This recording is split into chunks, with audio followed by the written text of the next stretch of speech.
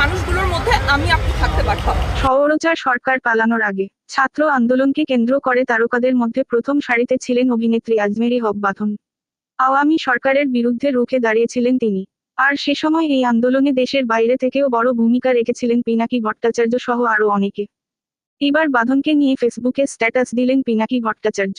বুধবার 18 সেপ্টেম্বর পিনাকি ভট্টাচার্য তার নিজের ভেরিফাই ফেসবুক পেজে লিখেছেন, আজমেরী হক বাঁধনের ওপরে আওয়ামী মহল মহাবিলা ওরে নিয়া যা খুশি তাই কইতেছে।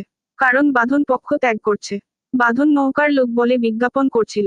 আমি আমার ভিডিওতে সেইটা দেখাই ওরে গালমন্দও করছিলাম।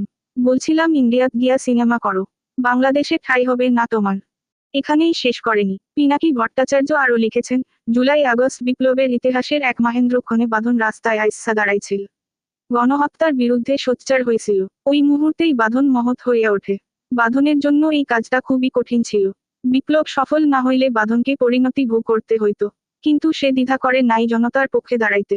তিনি লিখেছেন, আওয়ামী সমর্থক এমন অনেকেই লড়াইয়ে সহযোদ্ধা হয়েছিল, এজন্যই হাসিনাকে পলাইতে হয়েছে। আর এজন্যই ডাবল বিলা বাঁধনের ওপরে।